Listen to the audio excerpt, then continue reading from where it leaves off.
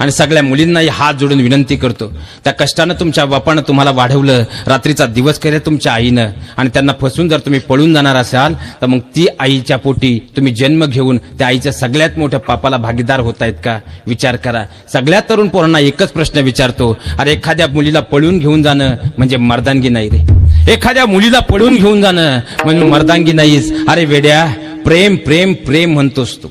अरे वेड्या, प्रेम प्रेम प्रेम म्हणतोस तू आणि खऱ्या प्रेमाचा अर्थ मात्र विसरून जातोस तू. अरे वेड्या, प्रेम प्रेम प्रेम म्हणतोस तू आणि खऱ्या प्रेमाचा अर्थ विसरून जातोस तू. अरे खऱ्या अर्थानं तिला पळून नेऊन तू तुझं स्वप्न पूर्ण केलंस, पण वेड्या आयुष्यभरासाठी तिच्या बापाचं स्वप्न मात्र कायमचं धुळीला मिळवलंस. अशा नक्की सांग, खऱ्या प्रेमात तू काय मिळवलंस? अरे तिला पळून नेऊन कालांतरानं तुझ्या आई बापाला समजावून तू तुझं घर तुझ्यासाठी जवळ केलं, तिला मात्र तिच्या आई बापापासून कायमचं दूर केलं. सांगणार रे वेड्या, प्रेमात नक्की तू काय मिळवलंस? अरे तुझ्या भावाला तिला पळून नेऊन तुझी मर्दानगी तू कदाचित दाखवलीस, पण तिच्या गावात सन्मानानं फिरणाऱ्या तिच्या भावाला आयुष्यभरासाठी मान मात्र खाली घालायला लावलीस. सांगणार रे, प्रेमात नक्की तू काय मिळवलंस? अरे खऱ्या अर्थानं तुला वाटत असेल की तिला मी पळून नेऊन लग्न करून मी माझ्या आयुष्यातलं सगळ्यात मोठं स्वप्न पूर्ण केलं. ज्या बापानं रात्रीचा दिवस केला, तिच्या बापाचं कन्यादानाचं स्वप्न मात्र कायमचं हिरावून घेतलंस. सांगणार हे वेड्या, प्रेमात नक्की तू काय मिळवलंस? तुला कदाचित वाटत असेल की मी प्रेमात सर्वस्व मिळवलं, पण सगळ्या घरच्यांना दुखून मात्र अरे वेड्या तू आयुष्यात काय कमवलंस? अरे एखादी मुलगी ज्यावेळेस पळून जाते ना, त्या बापाची होणारी अवस्था महाराज शब्दात सुद्धा व्यक्त होत नाही, शब्दात सुद्धा व्यक्त होत नाही. त्या बापाच्या काळजाला काय वेदना होत असतील माझ्या बहिणींनो, एकदा विचार करून पहा. अरे ज्या बापानं रात्रीचा दिवस केला, त्या आईनं रात्रीचा दिवस केला, त्या आई बापाचे हाल मात्र आमच्या डोळ्यांनी आम्ही पाहत नाही. एखाद्या क्षणिक प्रेमासाठी, एखाद्या मुलाच्या प्रेमात आम्ही वेडेपिसे होऊन जातो. त्या बापाच्या अंतकरणामध्ये किती वेदना होतात तो बाप शब्दात मांडू शकत नाही, म्हणून तो बाप कतरी पत्राचा आधार घेतो आणि ते विषय मांडण्याचा प्रयत्न करतो. त्या बापाच्या अंतकरणामध्ये भाव दाटून येतात, मग तो शहरी असो वा ग्रामीण असो. त्या बापाचं सगळ्यात मोठं कारण साक्षात परमार्थाची कळसरूपी उंची गाठणारे माझे तुकोबराय सुद्धा लेकीच्या प्रेमासाठी पुन्हा वैकुंठातून आले. लेकीच्या प्रेमासाठी तो बाप सर्वस्व बहाल करत असतो, पण ती लेक मात्र क्षणिक प्रेमासाठी निघून जाते. त्यावेळी त्या बापाची अवस्था काय होत असेल शब्दातही व्यक्त होत नाही. तो बाप त्या लेकीला तरीही सांगत राहतो, प्रिय बाळा, मोबाईलच्या जमान्यातही आज मी तुला पत्र लिहितो. कारण मात्र असंच आहे, कारण तुला मी 2% पैसे घेऊन कॉलेजला जाताना तुझ्या खऱ्या अर्थानं तुझ्याकडे फोन असावा म्हणून 2% पैसे घेऊन घेतलेला मोबाईल तर तू कालपासून बंद करून ठेवलास. बाळा, काय चूक होती रे या बापाची, ज्याच्या प्रेमाला मुकून तू क्षणात निघून गेलीस? सांगणार रे बाळा, काय चूक होती या बापाची? या बापानं तुझ्यासाठी सर्वस्व दिलं, त्या बापाला तू क्षणात पोरकं केलंस. अरे काय चूक होती या बापाची, ज्यानं रात्रीचा दिवस तुझ्यासाठी केलाय? काय चूक होती तुझ्या त्या आईची, जिनं घासातला घास तुझ्यासाठी काढून ठेवलाय? काय चूक होती तुझ्या भावाची, ज्यानं खऱ्या अर्थानं आपल्या पॉकेट मनीचे पैसे साठवून तुला रक्षाबंधन आणि भाऊबीजेला तू मागेल ते दिलं? काय चूक होती? काय चूक होती सांग ना बाळा, की तुझ्या आईची, तुझ्या बापाची आणि तुझ्या भावाची, की त्यांना क्षणात तू पोरकं करून गेलीस?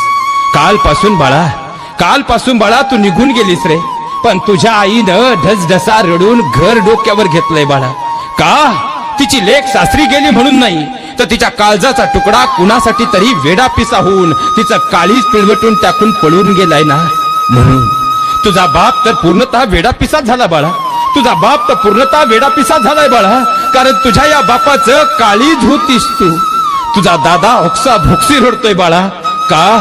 त्याची ताई सासरी गेली म्हणून नाही, तर खऱ्या अर्थानं त्याची ताई दुसऱ्याच कुणासाठी वेडीपिसी होऊन पळून गेली ना, म्हणून. बाळा, काय चूक होती आईची, तुझ्या दादाची आणि या तुझ्या बापाची? अरे मी लाख भिकारी असेल बाळा, मला गाव भिकारी म्हणायचं, पण त्या गावाला मी स्पष्ट सांगायचो, मी लाख पैशाने भिकारी असेल, माझ्याकडे पैसा नाही, मी लाख भिकारी असेल, पण माझी दोन्ही लेकरं म्हणजे माझे कोहिनूर हिरे आहेत. पण तो समाज आज माझ्यावर फिदी फिदी असतोय, कारण त्यातला एक हिराच काळा पडलाय बाळा, एक काळा पडलाय. बाळा, तुला कदाचित आठवत नसेल रे, तुझ्या जन्मासाठी बाळा अरे दुसऱ्याकडून 2-3% पैसे आणले, आणि 2-3% आणलेल्या पैशानं मी तुझ्या तोंडात बर्फी घातली, पण तुझ्या जाण्यानं आज त्याच गावातली बर्फी खाल्लेली लोक माझ्या तोंडात मात्र शेण घालतायत बाळा. जाण्या अगोदर एकच करायचं ना रे बाळा, एकच गोष्ट करायची. जाण्या अगोदर आदल्या रात्री गोड शिरा बनवून त्यात फक्त थोडंसं विष टाकलं असतं तर हा दिवस पाहण्याची वेळ आली नसती ना बाळा. झाली चूक तुझी. तू म्हणत असशील तो तुझ्यासाठी वेडा पिसा आहे, तो तुझा प्राण आहे, तो तुझा जीव आहे. पण बाळा, तो तुझा जीव आहे, पण हा बाप तुझ्यासाठी मात्र कधी जीव देऊ शकतो हे एवढ्या वर्षातही नाही समजलं तुला. चूक झाली तुझी, आज कळत नसेल तुला, पण कधी या बापाची गरज लागली ना बाळा, धावत ये. कसलाही विचार न करता हा बाप तुला कुशीत घेईल, कारण तो एक बाप आहे, तो एक बाप आहे. अरे ज्या बापानं रात्रीचा दिवस केला आहे आणि दिवसाची रात्र केली, लक्षात घ्या, तुमच्या खिशात करोडो रुपये असतील, तुम्ही गावातल्या चौकात उभे असाल, तुमचा बाप समोर उभा आहे, पण तुमच्या तोंडाचा दारूचा वास आला ना तर त्या बापाला कधीच आनंद होत नाही. अरे तुमच्या खिशात 1 रुपया सुद्धा नसू द्या, पण तुम्ही गावातल्या चौकात गेलात आणि 4 लोक तुमच्या जवळ येऊन तुम्हाला रामकृष्ण हरी म्हटली ना, तुमच्या खिशात पैसे नाहीत पण तुमच्या संस्कारांनी खऱ्या अर्थानं तुमचा चेहरा प्रगल्भ दिसतो ना, त्या दिवशी त्या बापाची खरी श्रीमंती जागृत होते. आपल्या बापाची कॉलर कधी खाली जाणार नाही, एवढं जरी तुम्ही आजच्या दिवशी मला वचन दिलं तरी माझी सेवा तुमच्या समोर माहित नाही, भगवंताच्या दरबारात यशस्वी असेल मायबाप, भगवंताच्या दरबारात. आणि आता याला काही अंशी ही लव्ह मॅरेजची प्रकरणं वाढण्यामागं पालक सुद्धा तितके जबाबदार आहेत मायबाप. आज तुम्हाला मुलगा कर्तृत्ववान असेल ना, तुम्हाला चालत नाही. आज तुम्हाला सगळ्यात मोठी पार्टी लागते, पार्टी. आज 90% मुलींची लग्न मुलाचं कर्तृत्व पाहून नाही तर त्यांच्या वडिलांची संपत्ती म्हणजे त्या कुटुंबाची पार्टी पाहून दिली जाते. माझं एक वाक्य बहिणींनो काळजात करून घ्या, जेवढी मोठी पार्टी आज तेवढी सरळ राहिली नाहीत कार्टी. अरे बापाच्या पैशा उन्मत्त झालेला पोरगा जर व्यस्ती निघालं ना, तुमच्या लेकीला असं कधीच वाटत नाही आपल्या आई वडिलांनी आपल्याला डोलीत बसून पाठवलं, तिला वाटतं आयुष्यभरासाठी माझ्या बापाने मला तिरडीवर झोपवलं. अरे लग्न हा भातुकलीचा खेळ नाही मायबाप, आयुष्याचा मेळ आहे. आपल्या लेकीचं लग्न करताना कधीच मुलाच्या बापाची संपत्ती पाहू नका, मुलाचं कर्तृत्व पहा. भले आमचं पोरग वडापाव विकणारं असेल पण स्वतःच्या कर्तृत्वानं जगणारं असेल ना तर एक दिवस खऱ्या अर्थानं ते करोडपती झाल्याशिवाय राहणार नाही. अरे अब्जाधीश पोरगा असू द्या पण बापाच्या संपत्तीवर जर व्यस्ती निघालं, एक दिवस रस्त्यावर यायला सुद्धा वेळ लागणार नाही. मला सांगा, आता शेतकऱ्याच्या पोरांची सध्या लग्न होत नाही, इथं सगळे शेतकरी आहेत, एकदा जोरदार कडाडून टाळ्या माझ्या शेतकरी पोरांसाठी वाजवा महाराज. कारण महाराष्ट्रामध्ये सगळ्यात स्वाभिमानी जात जर कोणती असेल माझी शेतकऱ्याची पोरं आहेत. आज तुमच्या गावात सुद्धा 35चे कमीत कमी 30-40 नवरदेव असतील. बाप, आता काही बाप प्रत्येक गावात हुशार राहतात महाराज. पोराचं लग्न करायचं का बाप पोराला सांगतो, तू आता एक काम कर, एखाद्या MIDC जाऊन चिटक म्हणजे तुझं लग्न होईल. बरं, असे बाप हुशार राहतात. तो गावभर सांगतो आपला पाप्याची टाकला. शेजारचा पोरगा विचार करतो मला 92% मार्क होते आणि याच्या पाप्याला 48% होते. MIDCतला कांतादेव याला पावन झाला भाऊ, का याचा पाप्या परमनंट झाला. आता गावात 4-2 ईडी राहतात, ते म्हणले त्याचा पाप्या परमनंट आहे, देऊन टाकू आपली पोर. दिली बा पोर. 7 महिने गेले भाऊ, गावात आला संध्याकाळी 6:30ला छोटा हत्ती. एक कपाट, पलंग, फ्रीज, पुढे डोकून पाहिलं छोटा हत्तीचा ड्रायव्हर, बाजूला याचा पप्या, पप्याच्या बाजूला गुड्डी. काय झालं बो, कंपनी अंबरनाथला गेली.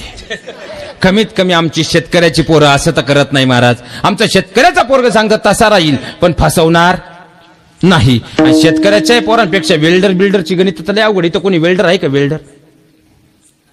वेल्डर पोरांना आता कोणी पोर द्यायला तयार नाही. वेल्डरचं गणित एका वाक्यात सांगतो महाराज. WCचा रॉड पुढा 220 ला आहे आणि ओरिजिनल MC घेतला तर 280 रुपयाला आहे. एका रॉड पुढ्यात 90 काडी महाराज. एक काडी जाळली का छापून 30 रुपये घेतोय. चुकी बरोबर. आता मला सांग, 30 गुणिले 90 किती झाले? 2700 रुपये. 700 खर्च पकडा, 2000 नेट शिल्लक आहे. आपल्या बाप्याला काय? करिश्मा अल्बम. आता हे फोटोग्राफर मंडळीत महाराज, यांच्या कलेचा पैसा आहे. हा भाग वेगळा का लग्नात त्यांना 50% रकमेला दांडायचे. आता सध्या त्यांचे दिवस लय वाईट आहेत. पण मला सांगा, त्यांच्या कष्टाचा पैसा आहे का नाही? तो फिटरच्या कष्टाचा पैसा आहे का नाही? हात काळे करतोय पण कॉलर मात्र स्वाभिमानानं फडकवतोय. कष्टाची लाज बाळगू नका. मुलाचं कर्तृत्व पहा, कारण मुलगा जर कर्तृत्वानं घडलेला असेल तुमची मुलगी स्वर्गाच्या नंदनवनात राहील. आणि माझ्या सगळ्या बहिणींना हात जोडून विनंती करतो, लग्न सीजन चालू आहे, या भावाच्या 12 गोष्टी काळजात करून घेऊन जा. या 12 गोष्टी मुलात असल्याशिवाय हा म्हणायचं नाही. पहिली गोष्ट त्याचं खऱ्या अर्थानं, पहिली गोष्ट त्यानं जग नाही जिंकलं तरी चालेल, तो तुमचं मन जिंकणारा असावा. दुसरी गोष्ट